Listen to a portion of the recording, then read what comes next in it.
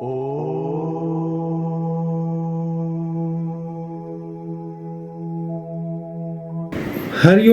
तत्सत। आज हम साधना के विषय में चर्चा करेंगे। वैसे साधना के विषय में, अष्टांग योग के विषय में विस्तार से मैं अपने वेबसाइट में लेख लिख चुका हूँ, जिसे आप पढ़ सकते हैं। और जो भी मैं लेख लिखा हूँ उसको समझाने के लिए मैंने फाइल भी तैयार किया है, ताकि आपको सही प्रकार से समझा सकूँ। तो सबसे पहले हमें यह जानना जरूरी है कि साधना का अर्थ क्या है। तो साधना का अर्थ है कि किसी विशेष लक्ष्य को पूरा करने के लिए नियम से विधि विधान के साथ सतत प्रयास करना। साधना के बिना कोई भी व्यक्ति किसी भी क्षेत्र में सफलता प्राप्त नहीं कर सकता है। जैसे किसी व्यक्ति को इंजीनियर बनना है तो वो लगातार साधना करता है, पढ़ाई करता है, तब वो जाकर इंजीनियर बनता है। जैसे किसी व्यक्ति को गायक बनना है तो वह भी गायक बनने के लिए लगातार साधना करता है, उसका रियाज करता है, तब जाकर उसको सफलता प्राप्त होती है। इसी प्रकार हमें आध्यात्मिक उन्नति प्राप्त करने के लिए किसी योग्य गुरु के निर्देशन में विधि विधान के साथ नियम का पालन करते हुए हमें साधना करना पड़ता है। अब यहाँ हम आध्यात्मिक उन्नति की साधना के विषय में चर्चा कर रहे हैं। तो पहले यह जानना जरूरी है कि आध्यात्मिक उन्नति क्या है। हम जो बोलते हैं कि आध्यात्मिक उन्नति करो, आध्यात्म की चर्चा करते हैं, तो आध्यात्मिक क्या चीज़ है। तो आध्यात्मिक उन्नति का अर्थ है कि हमें अपने आंतरिक शक्ति को जागृत करना और ईश्वरीय शक्ति का अनुभव प्राप्त करना। तो साधना के माध्यम से हम अपने आंतरिक शक्ति को जागृत करते हुए अपने मन पर नियंत्रण प्राप्त करें एवं अपने आत्मबल को प्रबल करें तथा ईश्वरीय शक्ति से जुड़े। जब हमारा आत्मबल प्रबल रहेगा तभी हम जीवन में सभी कठिनाइयों से लड़ते हुए आगे बढ़ सकते हैं एवं अपने जीवन की परेशानियों को दूर कर सकते हैं। परंतु हम साधना कैसे करें, साधना का बेस क्या है, उसका आधार क्या है, हमें यह समझना जरूरी है। जैसे किसी व्यक्ति को इंजीनियर बनना है तो उसका बेस क्या है कि बोर्ड तक आपको पहले पढ़ाई करनी पड़ेगी, उसके बाद ही आप इंजीनियर बन सकते हैं। उसी प्रकार से जैसे अगर हमें साधना में सफलता प्राप्त करना है तो उसका क्या आधार, उसका बेस, क्या नियम बताया गया है हमारे शास्त्र में या हमारे ग्रंथों में क्या बताया गया है, हमें उसको समझना जरूरी है। और साधना में सफलता प्राप्त करने के लिए सबसे जरूरी है अंतः चेतना जागरण। हमारे साधना क्षेत्र की आधारभूत अंतः चेतना ही है और इसके उत्थान से और उपयोग से मंत्र चैतन्य होते हैं। अंतः चेतना जागरण करने के लिए अष्टांग योग का पालन करना आवश्यक है। बिना अष्टांग योग के पालन के हम कभी भी साधना में सफलता प्राप्त नहीं कर सकते। जो भी व्यक्ति साधना में सफलता प्राप्त करना चाहते हैं, सबसे पहले उन्हें अष्टांग योग का पालन करना जरूरी है। हमें अपने जीवन में इसका प्रैक्टिकल प्रयास करना जरूरी है। सिर्फ अष्टांग योग पढ़ने से कुछ नहीं होगा। अब अष्टांग योग का मतलब क्या, योग आसन नहीं है, योग अलग चीज है, योग आसन अलग चीज है। तो योग आसन का मतलब है कि जिस क्रिया के माध्यम से हम अपने आत्मा को परमात्मा से जोड़ते हैं, अंतः चेतना को बाहरी चेतना से जोड़ते हैं, उसे हम योग कहते हैं। अब जो अष्टांग योग है उसे 8 भागों में बांटा गया, इसीलिए हम इसको अष्टांग योग कहते हैं। अब अष्टांग योग जो है 8 कौन कौन से योग है, पहले हम उसे जान लें। यम, नियम, आसन, प्राणायाम, प्रत्याहार, धारणा, ध्यान और समाधि।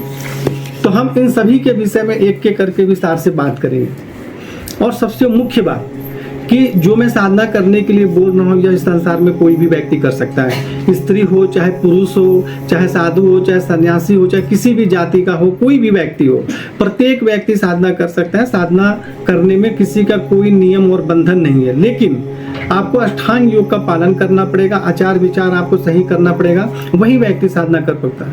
यदि आपका खान पान अच्छा नहीं है, आप नशा इत्यादि करते हैं, तो वो व्यक्ति कैसे साधना कर सकता है। लेकिन यदि आप नियम का पालन करते हैं तो प्रत्येक व्यक्ति साधना कर सकता है, चाहे वो कोई भी जाति का व्यक्ति हो, चाहे स्त्री हो, चाहे पुरुष हो। साधना के क्षेत्र में कोई भी स्त्री पुरुष नहीं होता है, कोई भी ऊंच नीच यह सब नहीं होता है। पहले इस बात को आप समझ लें। साधना एक साधु सन्यासी भी कर सकता है और एक इंजीनियर भी कर सकता है, एक डॉक्टर भी कर सकता है, एक विद्यार्थी भी कर सकता है, जीन्स पैंट पहनने वाला भी कर सकता है, धोती भी पहनने वाला कर सकता है। कपड़े से साधना का कुछ लेना देना नहीं है। लेकिन जिस समय हम साधना करने बैठते हैं उस समय हमें साधना का वेशभूषा धारण करना चाहिए। आप जीन्स पहन के मंत्र जाप नहीं कर सकते। आप दिन में अपना काम करते हैं, आप जीन्स पहने, पैंट पहने, धोती पहने, उससे कोई मतलब नहीं है। लेकिन जिस समय हम साधना करते हैं उस समय साधनात्मक माहौल बनना चाहिए, साधनात्मक वेशभूषा होना चाहिए, जिससे कि हमारे अंदर भाव बने। जैसे कोई मान लीजिए पुलिस अधिकारी है, वो पुलिस ड्रेस पहन के कहीं घूमने जाता है तो आप उससे बात करिए या उसका प्रभाव देखिए, अलग होता है। और अगर वो साधारण भेष में जाएगा तो उसका भाव अलग होता है। उसी प्रकार आप चाहे कोई भी ड्रेस पहनते हैं, कोई भी कार्य करते हैं, चाहे बड़ा काम, छोटा काम, मजदूरी करते हैं, पढ़ाई करते हैं, कुछ भी करते हैं, स्त्री है, पुरुष है, जाति है, आप साधना कर सकते हैं और आप विधि विधान से साधना कर सकते हैं। साधना पे सभी लोगों का बराबर ही अधिकार है। ऐसा नहीं है कि सिर्फ साधु सन्यासियों के लिए अष्टांग योग और साधना बताया गया है। मेरा तो मानना है कि सबसे ज्यादा आवश्यक गृहस्थ व्यक्तियों को है, क्योंकि उनको सबसे ज्यादा कष्ट, परेशानी, मानसिक परेशानी इत्यादि रहती है। तो हम साधना के माध्यम से इन सब परेशानियों से निकलते हुए आध्यात्मिक उन्नति प्राप्त कर सकते हैं, ईश्वरीय शक्ति से जुड़ सकते हैं, ईश्वरीय शक्ति का अनुभव प्राप्त कर सकते हैं। अब मैंने आपको यह तो बता दिया कि भाई अष्टांग योग ये वगैरह होते हैं। तो सबसे पहले हम यम के विषय में बात करते हैं। मैंने सारा लेख प्रिंट निकाला है ताकि आपको समझाने में आसानी हो, क्योंकि इतना लंबा याद करना मुश्किल है। तो सबसे पहले जो यम है, वैसे अष्टांग योग में सबसे पहले यम आता है, तो यम के लिए 10 भेद बताए गए हैं। वह कौन सा है? अहिंसा, सत्य, अस्तेय, ब्रह्मचर्य, दया, क्षमा, सरलता, धृति, मिताहार एवं वायभ्यंतर की पवित्रता। तो अब इसमें हम सबसे पहले अहिंसा का मतलब है कि किसी भी जीव को, किसी भी व्यक्ति को बिना वजह कष्ट नहीं देना चाहिए। मतलब इसका मतलब यह नहीं है कि कोई हमें मारे और नुकसान करे, हम हाथ में हाथ रख के बैठे रहे। विदेशी हमारे देश पे आक्रमण करे और हम उसको अहिंसा का पाठ पढ़ाते रहे, उसको अहिंसा नहीं कहते हैं। मतलब आप बिना वजह किसी को कोई भी तकलीफ या परेशानी ना दे।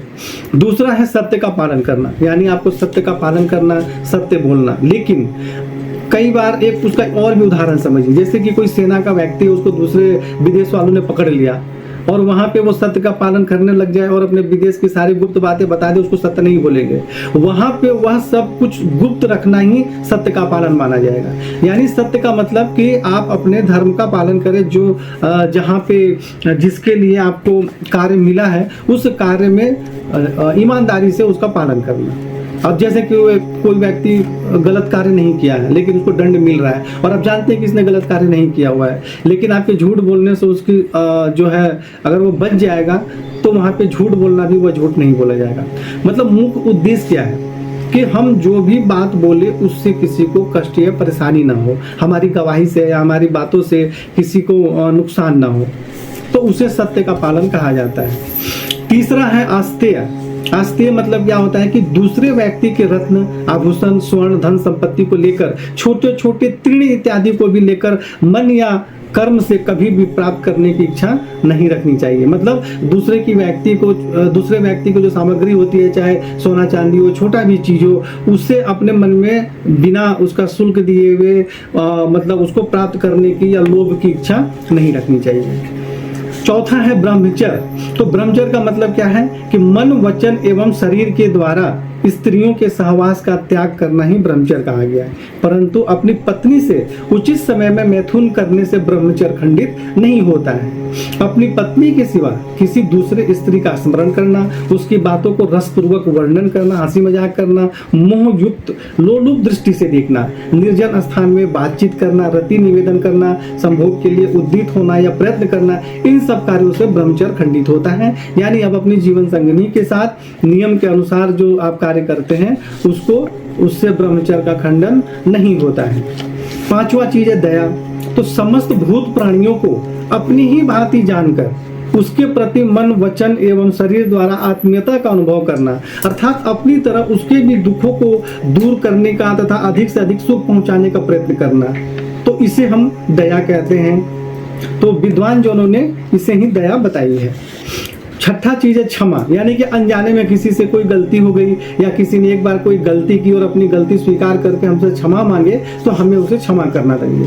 परंतु जब हम जानते हैं कि यह दुष्ट प्रकृति का व्यक्ति है और यह बार बार समाज में या देश को या हमें नुकसान पहुंचाएगा, तो ऐसे व्यक्ति को क्षमा करना ही स्वयं का विनाश है। तो इसलिए जो भी चीज बताया जा रहा है उसको विस्तार से समझना जरूरी है कि हमें कहाँ उसका प्रयोग करना है। सातवां है सरलता, यानी पुत्र मित्र स्त्री शत्रु स्व आत्मा में भी सदैव मन का समान भाव रखना, दूसरे जीव के साथ भी समान भाव रखना, जो दूसरे व्यक्ति हैं या दूसरे देश के व्यक्ति हैं या कहीं के भी व्यक्ति हैं, सभी को अपने समान समझना, उनके दुख को भी अपना दुख समझना। आठवां है धृति, तो धृति वेद ज्ञान से ही संपूर्ण जगत मोक्ष को प्राप्त होता है एवं अन्य किसी भी कारणों से नहीं, ऐसा जो दृढ़ संकल्प है उसी को ही वैदज्ञों ने धृति की उपाधि प्रदान की है। या फिर मैं आत्मा हूँ, आत्मा से पृथक दूसरा और कुछ भी नहीं है, इस प्रकार से कभी भी विचलित न होना वाली बुद्धि ही श्रेष्ठ उत्तम धृति है। यानी कि वेद का अनुसरण करना जो है, वेद को मानना, उसके नियम के अनुसार चलना और परम पिता परमेश्वर को जो है उनका चिंतन करना, यह है। नौवां है मीताहार, यानी कि अल्प मात्रा में शुद्ध और सात्विक भोजन ग्रहण करना। मैंने पहले भी बताया था, पेट के 2 भाग भोजन से, तृतीय भाग को जल से, चौथे भाग को वायु से लिए खाली छोड़ना ही योग मार्ग में अनुकूल भोजन है, जिसे मिताहार कहते हैं। अर्थात कि हमें अपने भूख से थोड़ा सा कम भोजन करना चाहिए, सात्विक भोजन करना चाहिए, आप मांसाहारी भोजन ना करें। तो यह सब चीज़ है कि जैसा अन्न वैसा मन, या तो आपने भी कहानी सुना है। तो अगर आप साधना करना चाहते हैं तो आपके मन जो आपको खान पान पर भी नियंत्रण रखना पड़ेगा, फालतू बाहरी कचरे चीज़ों से आपको दूर रहना पड़ेगा। उसके बाद बाह्य अंतर की सूची, मतलब अपने शरीर को मिट्टी से, साबुन से, जल से जो धोया जाता है, उसको परिमार्जित किया जाता है, उससे बाह्यांतरिक सोच कहते हैं। और इसके साथ साथ मन के माध्यम से भी श्रेष्ठ और पवित्र भावों का चिंतन करना चाहिए। वह आंतरिक सोच हो गया, और जो हम बाहर से जो नहाते हैं वह बाह्यांतर जो है वह सोच हो गया। तो सफाई के साथ साथ अपने मन के अंदर श्रेष्ठ और पवित्र भाव के साथ ईश्वर का चिंतन करना जो है आंतरिक पवित्रता है। तो इस प्रकार 10 जो थे यम के भेद समाप्त हुए। उसके बाद हम नियम के विषय में चर्चा करते हैं। तो नियम के भी 10 भेद बताए गए हैं। तप, संतोष, आस्तिकता, दान, ईश्वर की पूजा, लज्जा, जप, मति, स्वाध्याय एवं सिद्धांत श्रवण करना।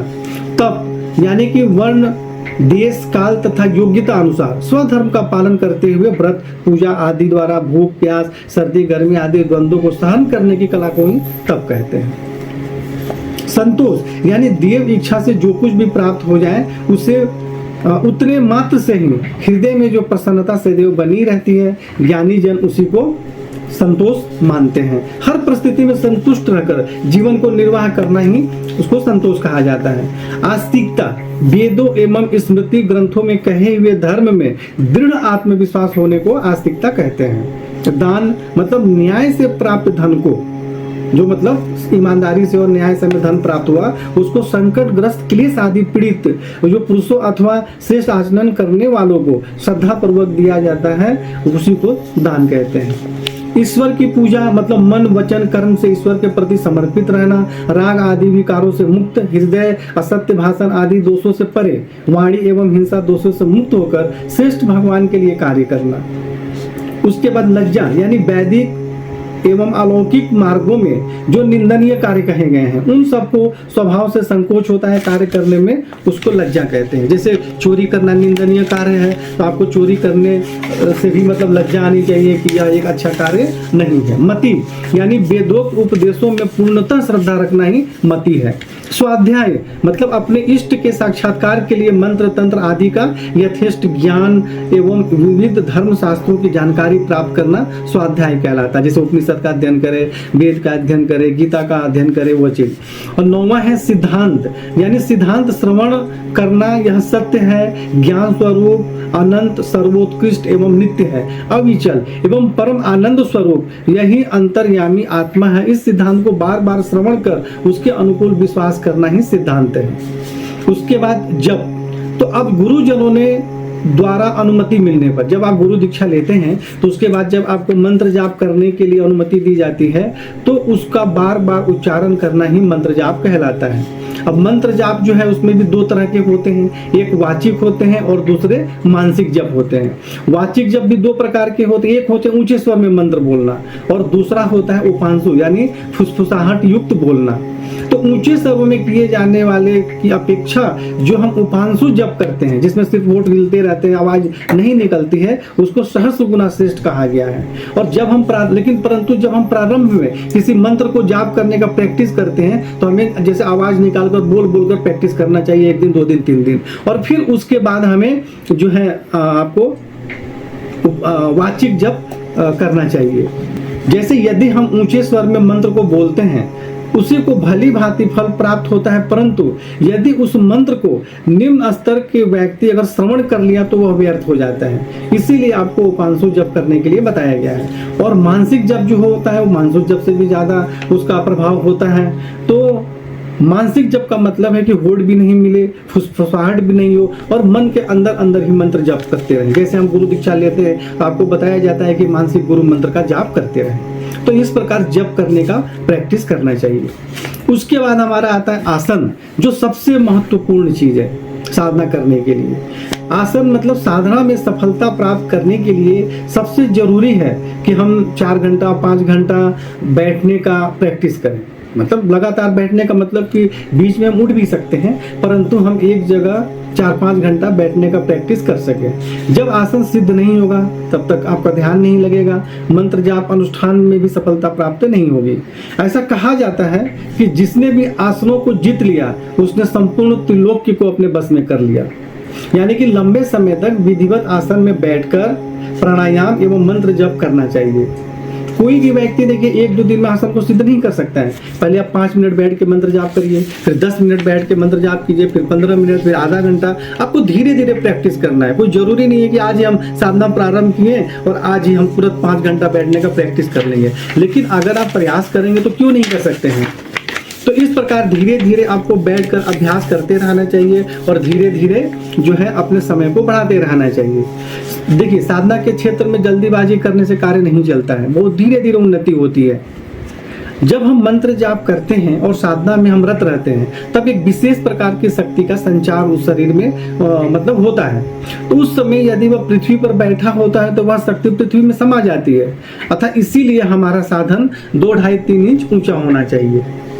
उसके लिए आप किसी कंबल का या किसी मोटे स्पंज का आरामदेह आसन आप यूज कर सकते हैं। आपको ऐसा आसन चाहिए जिस पे आप बिना तकलीफ के, बिना कष्ट के लंबे समय तक बैठ सके।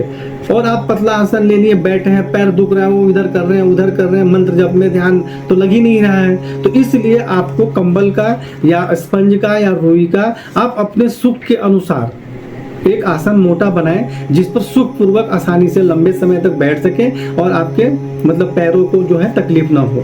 जैसे एक और भी इसमें आसन के विषय में कहा गया है कि बांस के आसन पर दरिद्रता आती है, पत्थर के आसन पर बीमारी, भूमि पर दुख, छिद्र वाले लकड़ी के तप्त के द्वार, घास के आसन पर लक्ष्मी नाश तथा पत्तों के आसन पर चित्र भ्रम रहता है। तो इस प्रकार बताया गया, सबसे श्रेष्ठ कमल के आसन को बताया गया है और मंत्र सिद्धि के लिए पूषा का आसन को सबसे श्रेष्ठ बताया गया है।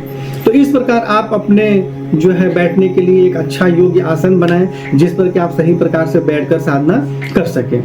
और एक बात कि आपका आसन जो है उस पर कोई दूसरा व्यक्ति नहीं बैठना चाहिए, उस पर कोई दूसरे व्यक्ति को पैर नहीं रखना चाहिए। आप अपने आसन को मंत्र जाप किए उसको सुरक्षित स्थान पर रख दीजिए। और दूसरी बात कि आपको पालथी मारकर बैठना है, मतलब कोई जरूरी नहीं कि पद्मासन में बैठेंगे तभी मंत्र में सफलता प्राप्त होगी। आपको जैसे अच्छा लगता है आरामदायक कैसे आप बैठ सकते हैं। साधना यहाँ से होता है, हृदय से और ध्यान से होता है। हमें बिना हिले डुले बैठने की प्रैक्टिस करना, आप कैसे बैठ सकते हैं।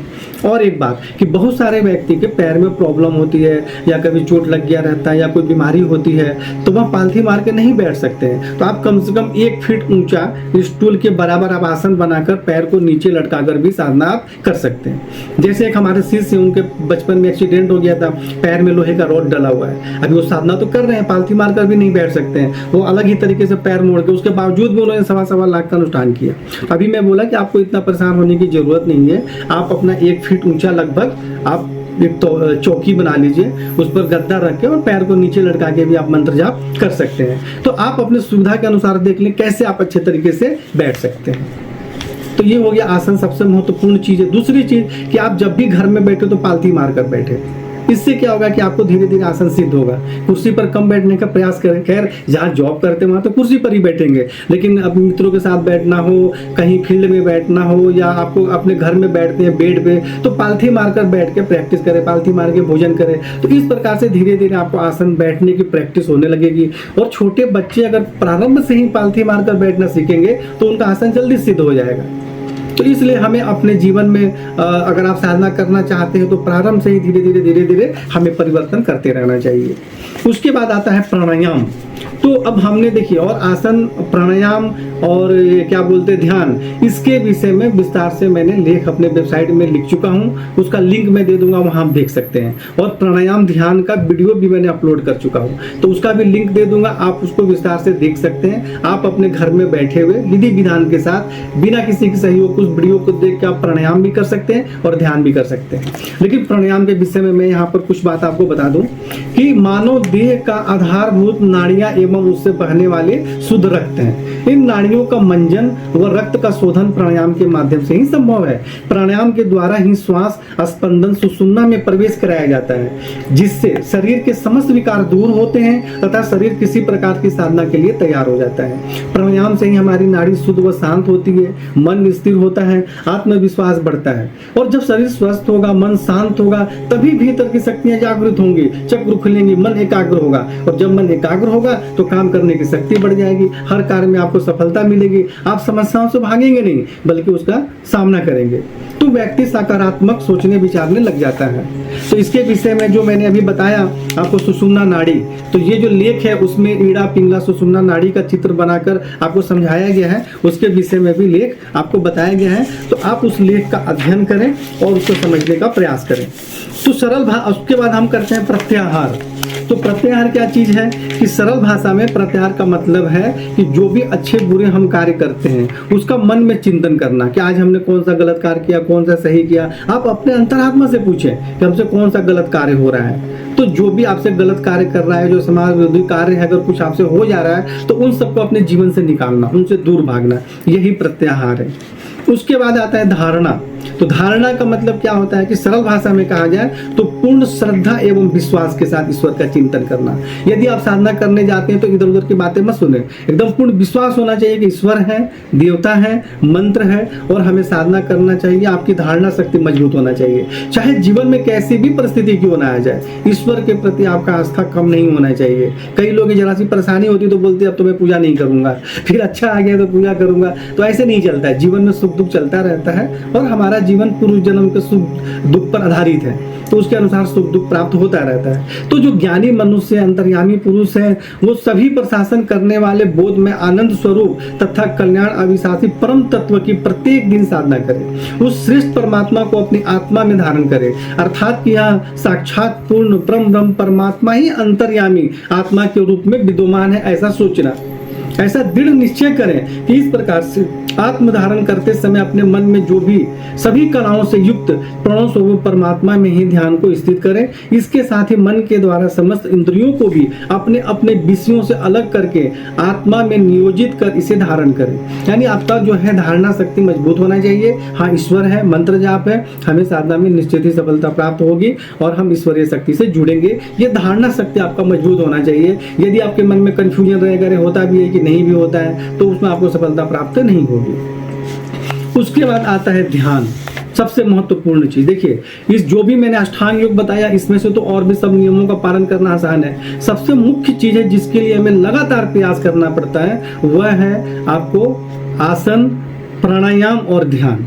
यानी कि आपको ज्यादातर बैठने की प्रैक्टिस, दूसरी चीज कि हम प्राणायाम करें विधि विधान के साथ, और तीसरा चीज है ध्यान, जो सबसे कठिन कार्य है। तो अष्टांग योग में सभी नियमों का पालन करना तो आवश्यक है, परंतु दो जो सबसे महत्वपूर्ण चीज है जिसमें कि लंबे समय तक प्रयास करना पड़ता है। तो ध्यान लगाने के लिए जो है हमें पहले प्राणायाम करना जरूरी है। जब तक हम प्राणायाम नहीं करेंगे तब तक आपका ध्यान नहीं लगेगा। तो सबसे पहले हमें प्राणायाम करना चाहिए और प्राणायाम करने के बाद तुरंत हमें ध्यान लगाना चाहिए। परंतु ध्यान कैसे लगाएंगे, इसके लिए आपको विधि विधान से मेरा वीडियो देखना पड़ेगा कि ध्यान लगाते समय जैसे हम बैठते हैं तो पहले आपको क्या सोचना है, क्या मंत्र जाप करना है या नहीं करना है, आगे आपको क्या सोचना है, फिर कहाँ पे ध्यान केंद्रित करना है, आज्ञा चक्र पर ध्यान केंद्रित करना है, फिर उसके बाद से आज्ञा चक्र पर ध्यान केंद्रित करने के बाद आपको अपने प्राणों जो श्वास ले रहे हैं उस पर ध्यान करना इत्यादि। तो उसका वीडियो आप उसको वीडियो को देखिए और उस वीडियो को देखने के बाद लगातार जब आप प्रयास करेंगे तो आप स्वयं ही ध्यान लगाना सीख जाएंगे। और पहली बात कि 2-4 महीने में ध्यान नहीं लगता है। पहले आप ध्यान लगाएंगे तो आपका मन जो है लगेगा नहीं, इधर उधर की बातें आएंगी, लेकिन आप जैसे जैसे धीरे धीरे ध्यान करते जाएंगे, साधना करते जाएंगे, आपको सफलता मिलती जाएगी। बिना ध्यान के कोई भी साधना में सफलता प्राप्त नहीं होगी। उसके बाद अष्टांग योग में आता है समाधि। तो समाधि के लिए कुछ करना नहीं पड़ता है। जब आप ध्यान में जाएंगे तो अपने आप समाधि में स्थिति में आप पहुंच जाएंगे। तो ये है हमारे साधना में सफलता प्राप्त करने का मूल आधार, मूल बेस जो है अष्टांग योग। पहले आपको इसको समझना पड़ेगा। इसका लेख मैंने अपने वेबसाइट में भी लिख दिया है, उसका लिंक डाल दूंगा, वहां आप देख सकते हैं। अगले भाग में हम देखेंगे कि अब इसके आगे हमें साधना के लिए क्या करना चाहिए, मंत्र जाप कैसे करना चाहिए, मंत्र जाप कैसे कार्य करते हैं, इत्यादि के विषयों में। हरि ओम तत्सत।